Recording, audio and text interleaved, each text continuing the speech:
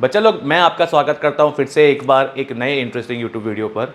जैसे कि आपने फर्स्ट लेक्चर ऑलरेडी हमारा देख लिया होगा, जो अभी तक अगर आपने नहीं देखा है तो लिंक डिस्क्रिप्शन में है, वहाँ पे जाके आप देख सकते हो। थर्ड चैप्टर का हम लोग ने फर्स्ट लेक्चर कवर कर लिया है, ठीक है ना। उसको अच्छे से जाके देखो ताकि आपको बेसिक एकदम क्लियर हो जाए कि हम लोग क्या कर रहे थे।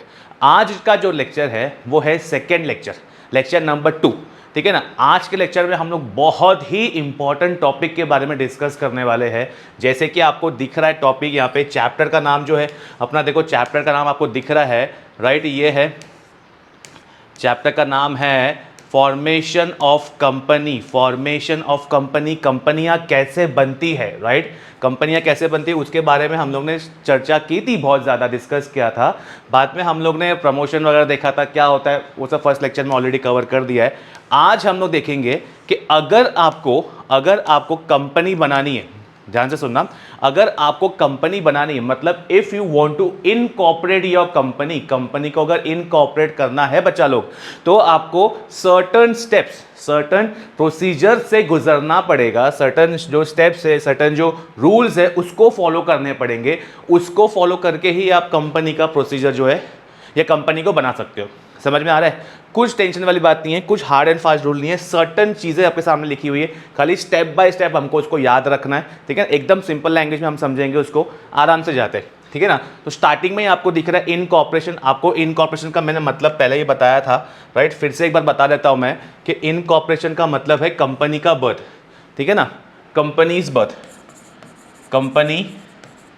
कंपनी का बर्थ। जैसे हम सबका भी बर्थ सर्टिफिकेट होता है, राइट, हम सबका ही बर्थ सर्टिफिकेट होगा, तो वैसा ही कंपनी का भी एक बर्थ सर्टिफिकेट होता है, बर्थ सर्टिफिकेट होता है, उसको बोलेंगे कंपनी का इनकॉर्पोरेशन सर्टिफिकेट, ठीक है ना। तो इनकॉर्पोरेशन करने के लिए क्या है देखते हैं। Depending upon the object of the company, ठीक है ना, scale of the operation, amount of the capital, company के ये सब चीजों के ऊपर निर्भर करता है कि कंपनी किस तरह बनेगी, राइट, एक्सेट्रा। द प्रमोटर्स, मैंने बताया था आपको, फर्स्ट स्टार्टिंग में जो बंदा होता है वो प्रमोटर्स ही होता है, right.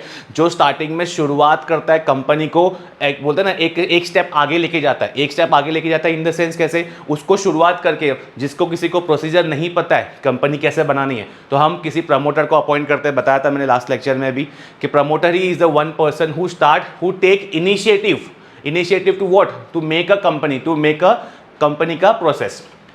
Decide whether the public company और प्राइवेट कंपनी, चाहे आपको पब्लिक कंपनी बनानी है चाहे प्राइवेट कंपनी बनानी है, आपको कोई भी कंपनी बनानी है, आपको ये स्टेप्स फॉलो करने पड़ेंगे। आइए समझते हैं स्टेप्स क्या है, आइए समझते हैं। अब देखो यहाँ पे क्या लिखा हुआ है, फॉलोइंग आर दी स्टेप्स लिखा हुआ है। बच्चा यहाँ पे देखो स्टेप्स लिखा हुआ है, तो आपको दिख रहा रहेगा बोर्ड इस पे, दिस थिंग स्क्रीन पर, राइट। यहाँ पे आपको फर्स्ट स्टेप जो लिखा है, देखो अभी सब एरो एरो एरो किया हुआ है। अब एरो का मतलब ये है कि ये हुआ फर्स्ट स्टेप, ये हुआ सेकेंड स्टेप, ये हुआ थर्ड स्टेप, ये हुआ fourth step and so on. मतलब मेरे बोलने का मतलब क्या है सर, मेरे बोलने का मतलब ये है बच्चा लोग कि भाई ये जो स्टेप कर रहे हैं हम लोग, एक के बाद एक करना पड़ेगा।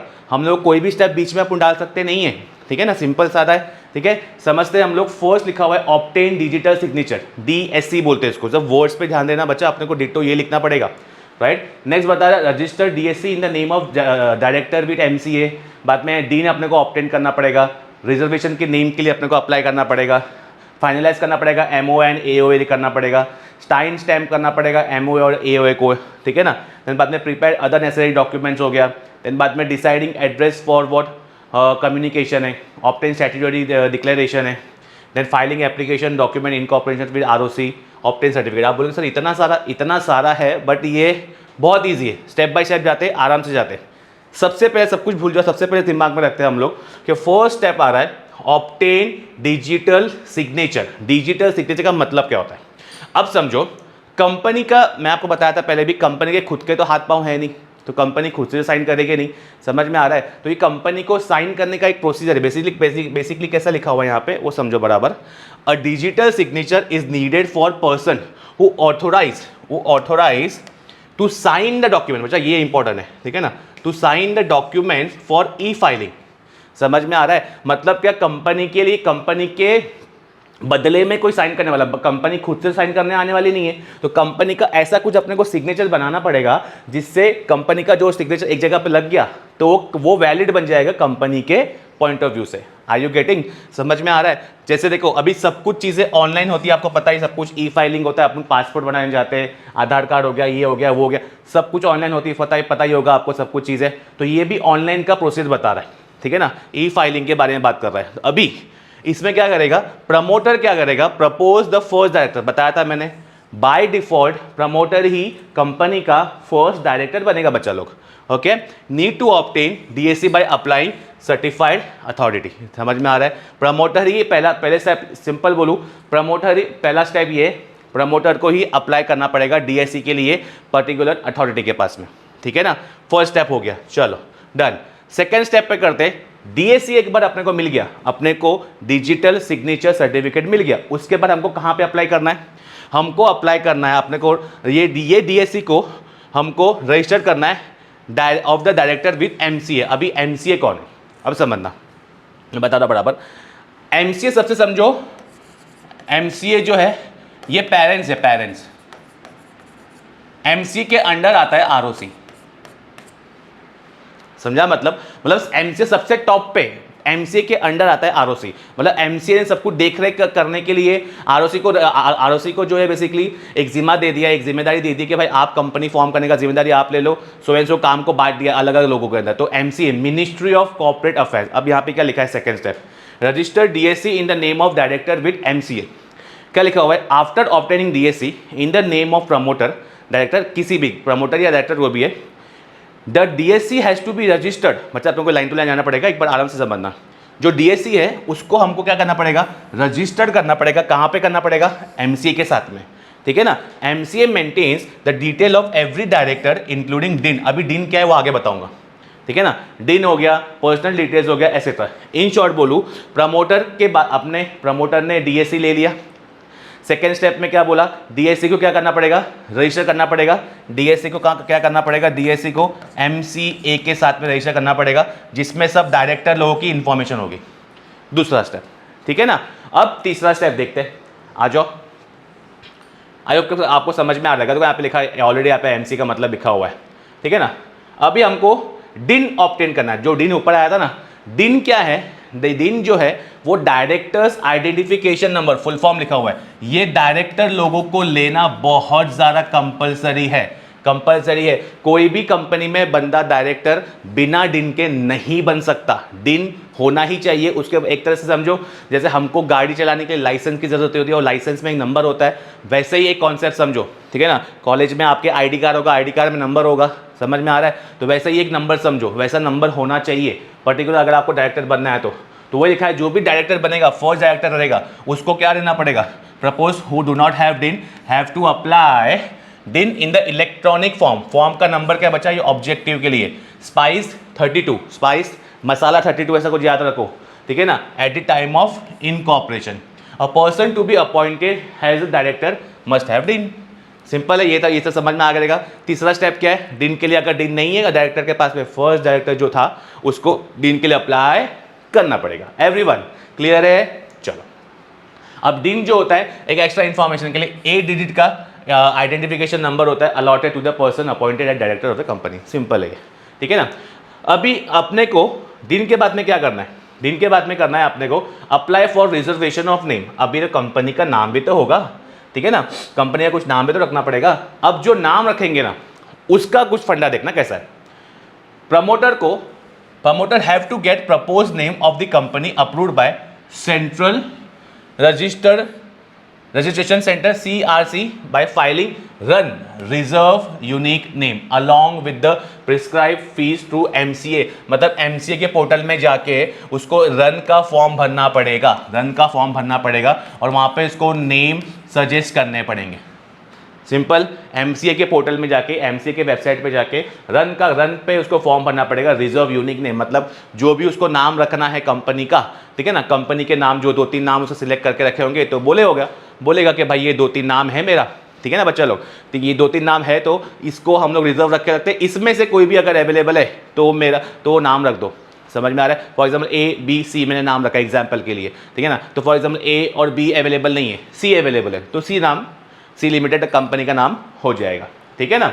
चलो, अब सेंट्रल रजिस्ट्रेशन सेंटर क्या है, ये अथॉरिटी है जो प्रोवाइड करता है क्या, speedy incorporation related service specially in the reservation of propose name of the company. Company के नाम रखने के लिए स्पीडी प्रोसेस करने में जो जिम्मेदारी उठा रहा है वो है सेंट्रल रजिस्ट्रेशन सेंटर।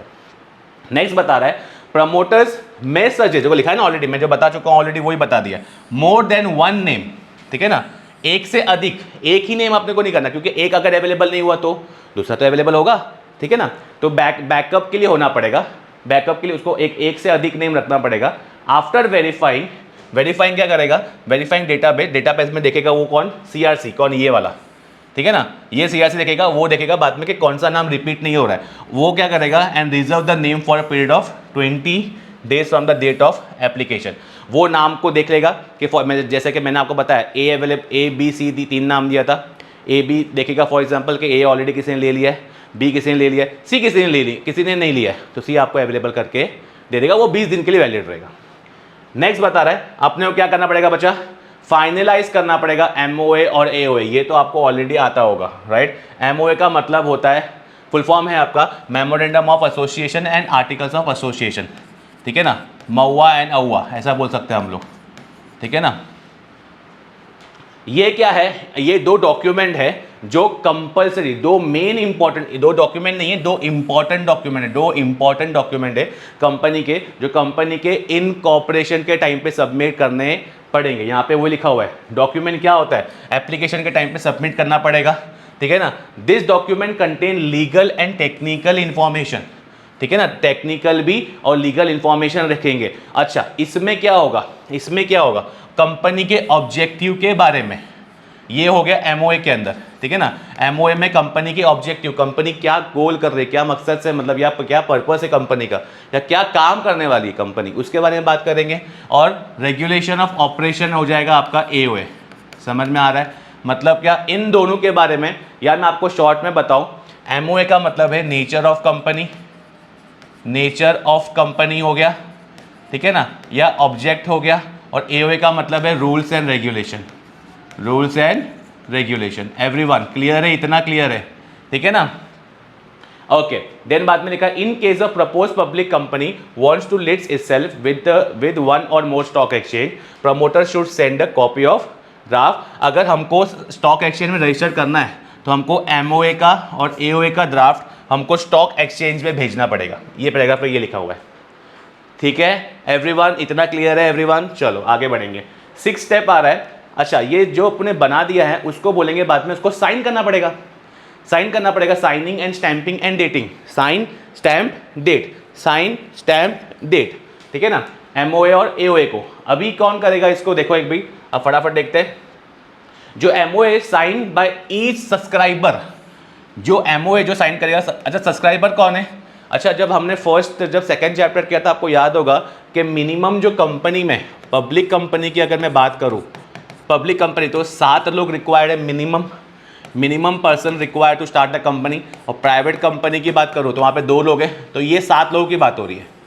तो ये 7 लोग वो सब्सक्राइबर रहेंगे जिन्होंने कंपनी के अंदर नाम अपना सबको दिया है, क्या क्या दिया रहेगा, अपना पूरी कुंडली, नाम, डिस्क्रिप्शन, एड्रेस, ऑक्यूपेशन एक्सेट्रा, ठीक है ना। और उनको क्या लिखा हुआ है, इन द प्रेजेंस ऑफ, उनको एक विटनेस के सामने सिग्नेचर करना पड़ेगा, likewise sign and add the his name and description. जैसे फॉर एग्जांपल कोई भी फ्लैट लेता है, ठीक है ना, आपको पता होगा, या कोई भी रेंटेड पे जाता है तो फ्लैट लेता है, देखो वहाँ पे विटनेस के लिए बुलाता है रजिस्ट्रार में, आपने सुना रहेगा, कभी देखा रहेगा, मूवी में देखा रहेगा कि, और या बैंकिंग में जाते हैं फॉर एग्जांपल लोन लेने के लिए, तो वहाँ पे बोलते हैं गारंटर लेके आओ, गारंटर का साइन भी लेते हैं, विटनेस मतलब प्रूफ कि हमारे सामने प्रूफ किया हुआ है, हमारे सामने ये चेक किया हुआ है।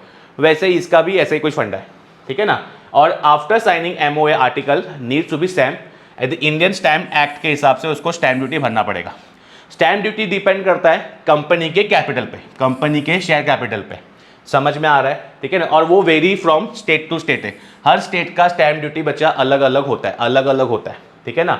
It there should be dated on MA और AOA, it may be stamp dated और sign by other by after stamping, stamping करने के बाद उसको साइन करना पड़ेगा। आई होप कि यहाँ तक आपको ईजी लग रहा है, ठीक है ना। Due to stamp duty is required to be paid at the time of incorporation। अगर स्टैम्प ड्यूटी बची होगी तो वो इनकॉर्पोरेशन के टाइम पे बाकी का पेमेंट भी कर सकते हैं, ऐसे कुछ हार्ड एंड फास्ट नहीं कि आपको तभी का तभी भरना है, राइट। नेक्स्ट स्टेप आ रहा है प्रिपेयरिंग ऑफ नेसेसरी डॉक्यूमेंट, अभी इसमें कंसेंट की फॉर्म आ रही है, ठीक है ना, कंसेंट मतलब परमिशन, ठीक है ना। अब बड़ा समझना, छोटे मोटे डॉक्यूमेंट और भी प्रिपेयर करने पड़ेंगे। सबसे पहले डायरेक्टर का कंसेंट लेना पड़ेगा। अब डायरेक्टर का क्या कंसेंट लेना पड़ेगा, आओ समझते हैं। डायरेक्टर बोल रहा है, कंसेंट मतलब परमिशन है, ठीक है ना, कंसेंट मतलब परमिशन, ठीक है ना। List of person who have agreed to the first, जो भी फर्स्ट डायरेक्टर होगा कंपनी का, जो भी उन लोगों को रिटर्न कंसेंट देना पड़ेगा। शुड बी प्रिपेयर्ड, क्या देना पड़ेगा, उन लोगों का अपना पर्सनल डिटेल, बाद में दिन जो बताया था मैंने, आइडेंटिटी का प्रूफ हो गया, या किसी कोई कंपनी में उनका अगर पहले से कोई इंटरेस्ट है, वो सोच रहे कि हम लोग ये कंपनी में काम करते करते बाकी कंपनी में ही प्रॉफिट कमाएंगे, तो वो सब कुछ इंटरेस्ट पहले से डिस्क्लोज करना पड़ेगा। मतलब सब कुछ बोले खुली किताब बननी पड़ेगी, तभी ही जाके कंपनी में वो डायरेक्टर को अलाउ किया जाएगा, ठीक है ना। ये देखा, should be included in the list, required consent should be prescribe by the format of company, जो कंपनी से एक्ट में लिखा हुआ है उसके हिसाब से काम करना है। ये पैराग्राफ में सिंपल रखो कि कंपनी में डायरेक्टर को अपना जो भी डिस्क्रिप्शन है सब खुली किताब करके देनी है। समझ में आ रहा है। सेकंड बता रहा है कि मैनेजर और सेक्रेटरी का डिटेल भरना पड़ेगा कंपनी के। अगर आर्टिकल में लिखा हुआ है कि भाई कंपनी को मैनेजर और सेक्रेटरी की जरूरत है, तो कंपनी को उसको such person should prepare for filing the, पर उसको भी एडमिट करना पड़ेगा, मतलब लाना पड़ेगा। Declaration by the subscriber, subscriber कौन, वही वो 7 लोग और 2 लोग, जो 7 लोग रिक्वायर्ड थे पब्लिक कंपनी में, एंड मिनिमम प्राइवेट कंपनी कितने थे, 2 लोग। Very good. चलो उसके अंदर तीसरा पॉइंट बता रहा है कि declaration by subscriber of the memorandum and first director. Declaration क्या करेंगे इन लोग, अभी ये बराबर समझना। Declaration should be taken from each subscriber to the memorandum and name as the first director in the article and he is not convicted of any offence. फिर से समझना, a declaration should be taken from each subscriber, हर एक subscriber से ये declaration लेंगे कि भाई आप लोग जो कंपनी में आए हो, ठीक है ना, है ना, every name as a first, वो अच्छा वो 7 लोग जो थे वो कंपनी के फर्स्ट डायरेक्टर है, ठीक है ना, वो कंपनी के बाय डिफॉल्ट फर्स्ट डायरेक्टर बन चुके, तो उन लोगों को डिक्लेयर करना पड़ेगा भाई हम उन लोगों ने कभी कोई फ्रॉड नहीं किया, मतलब क्रिमिनल ऑफेंस नहीं किया हुआ है, इज नॉट कन्विक्टेड। कन्विक्टेड मतलब क्या, पाए गए बोलते ना, मतलब ये गुनाह से पाए गए, ठीक है ना, is not convicted of any offence, गलती in the connection of promotion, मतलब इन लोगों ने कभी कंपनी बनाते समय, कंपनी को डिसऑनेस्ट, कंपनी का फॉर्म करते समय या कंपनी चलाते समय कुछ फ्रॉड किया देगा, या उन पे कोई केस है रजिस्टर्ड, वो सब अगर है तो पहले से भाई बोल दो, ठीक है ना, बाद में अगर मालूम पड़ा तो भाई गड़बड़ हो सकती है, ठीक है ना। डिसऑनेस्टी और ब्रीच और एनी ड्यूटी, ठीक है ना, ड्यूरिंग द प्रीसीडिंग फायर, पिछले 5 साल की बात हो रही है, मतलब पिछले 5 साल में जितने भी उन्होंने कुछ गलती की रहेगी तो वो पहले से डिस्क्लोज कर दो, ठीक है ना। दे shell also have undertaking all the documents of the file with the register of company correct. जो भी आप डॉक्यूमेंट सबमिट करेंगे, वो 7 लोग जो सबमिट करेंगे वो सब कुछ फेक नहीं होना चाहिए, ट्रू होना चाहिए, सच्चा डॉक्यूमेंट होना चाहिए, ठीक है ना। ये हुआ 7 पॉइंट के अंदर डिस्क्रिप्शन, कंसेंट वाला फॉर्म हो गया। देन बाद में 8 पॉइंट आ रहा है, अभी हमको कंपनी के साथ में वार्तालाप करने के लिए, कम्युनिकेशन के लिए एड्रेस चाहिएगा, तो कंपनी को क्या करना पड़ेगा, eight the time of incorporation company को लोकेशन रजिस्टर करना पड़ेगा अपना, ठीक है ना, रजिस्टर करना पड़ेगा, और प्रमोटर जो है वो एड्रेस बता देगा, ठीक है ना। अब कंपनीज एक्ट के हिसाब से company is required to have registered office within 30 days, याद रखना 30 दिन के अंदर अंदर कंपनी का नाम पता होना चाहिए, क्योंकि 30 दिन के अंदर अगर नहीं हुआ तो फिर वार्तालाप कैसे करेंगे, लेटर अगर भेजना रहेगा, कुछ इन्फॉर्मेशन सेंड करना रहेगा, कुछ इंटीमेट करना रहेगा, कुछ बताना रहेगा, या कुछ भी कच करना रहेगा बेसिकली, तो वो इन्फॉर्मेशन कैसे शेयर होगी, समझ में आ रहा है। तो 30 दिन का डेट याद रखना, इन कॉर्पोरेशन से 30 दिन के अंदर अंदर लोकेशन हमारा फाइनल हो जाना चाहिए, ठीक है। और next point we have obtain statutory declaration form. Statutory मतलब क्या, 2 लोगों से हमको जो है लीगल, स्टैट्यूटरी का मतलब है लीगल, ठीक है ना, स्टैट्यूटरी का मतलब है legal, legal declaration form, declaration form लेना पड़ेगा। कौन होंगे ये लोग, या तो कोई एडवोकेट हो सकता है, या कोई प्रैक्टिसिंग सीएस हो सकता है, कॉस्ट अकाउंटेंट हो सकता है, who is engage in the formation of, इनका डिक्लेरेशन लेना पड़ेगा। जैसे हम लोग ट्रू कॉपी बोलते हैं, ट्रू कॉपी करान, ट्रू कॉपी, वैसा वाला कॉन्सेप्ट है ये, ठीक है ना। A person name in AOA, director हो गया, मैनेजर हो गया, ठीक है ना, all requirement related to the incorporation has been complied with. इन लोगों ने, सब लोगों ने वो इनकॉर्पोरेशन का जो भी प्रोसीजर है वो फॉलो किया है या नहीं, वो भी देख रेख करने का काम भी आता है। Next point we have, last point we have ठीक है ना, filing of application and document for incorporation. Simple है, अभी सब कुछ अब हमने प्रोसीजर फॉलो कर लिया, अब हमको एट लास्ट क्या करना है, फाइलिंग कर देना है कंपनी के जयराम जी की, filing of application and document for incorporation of company, ठीक है ना। All documents are prepared by this thing, अपना प्रमोटर हो गया, ठीक है ना। प्रमोटर क्या करना पड़ेगा, have to submit an application to ROC, ROC को जो है वो सबमिट करेगा, सब कुछ जो अपने सब कुछ इतना सारा जो किया हुआ है, राइट, ठीक है ना, from is the prescribe form along with the necessary document and the prescribe fees, मतलब फॉर्म के साथ साथ पैसा भी जमा करना पड़ेगा। लास्ट वाला किस्सा खत्म, ठीक है ना।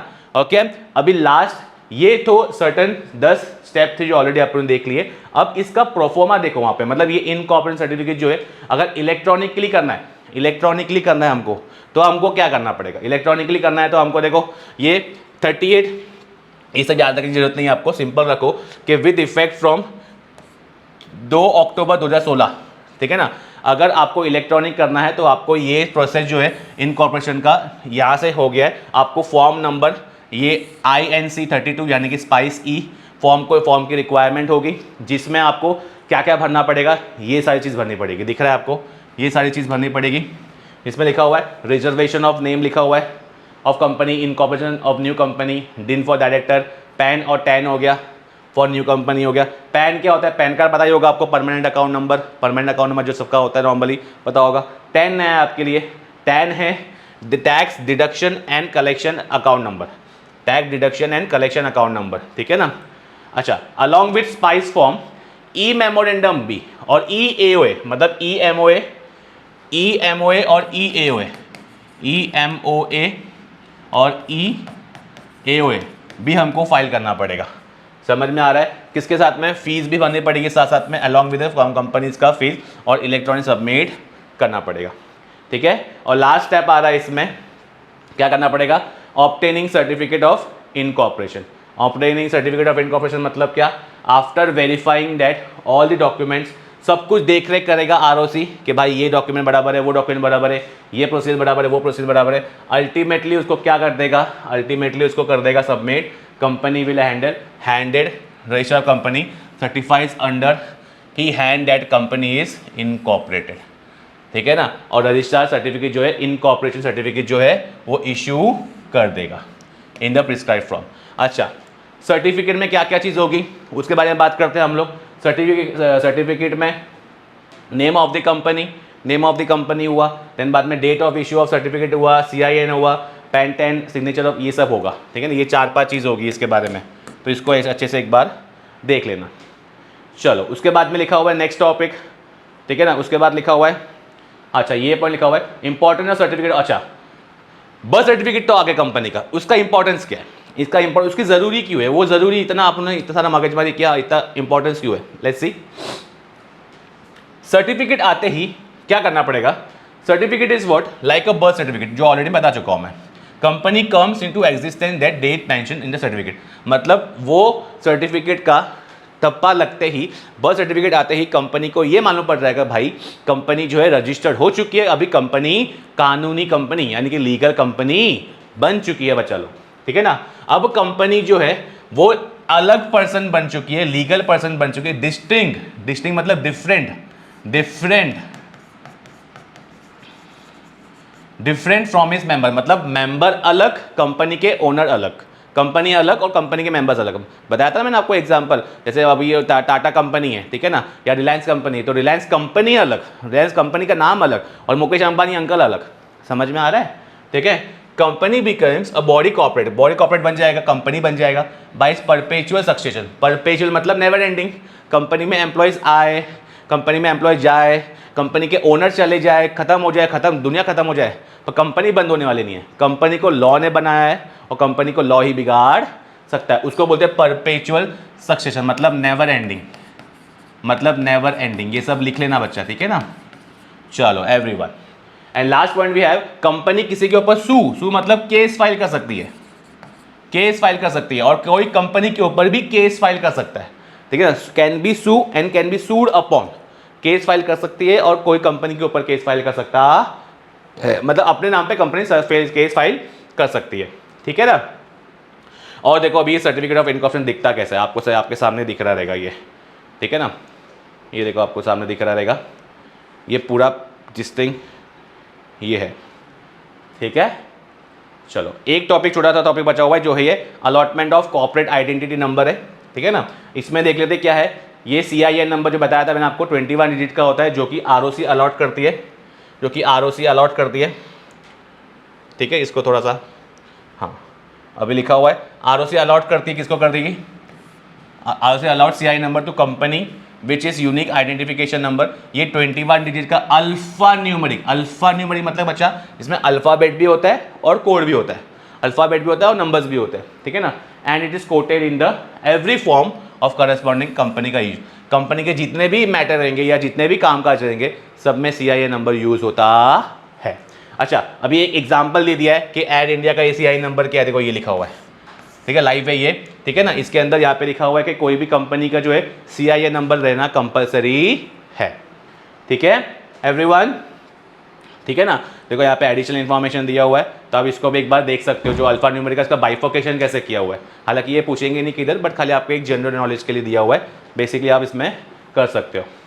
तो आई होप कि आपको ये प्रोसेस समझ में पूरा आ जाएगा, जो कि 11 स्टेप्स का था, इसको एक एक करके हम समझेंगे तो आराम से आएगा आपको। आपने ऑलरेडी देखा, इसको फिर से एक बार रिवाइज करना ताकि आपको अच्छे से दिमाग में आ जाए। Next topic would be our last lecture, ये चैप्टर का थर्ड लेक्चर जो रहेगा। एक छोटा टॉपिक बचा हुआ है और हम लोग ऑब्जेक्टिव करेंगे उसमें, ठीक है ना, फिर अपना चैप्टर खत्म हो जाएगा। ओके, तो इसी के साथ मिलते हैं हम अपनी अगली किसी वीडियो में। Till then bye bye, take care, thank you very much.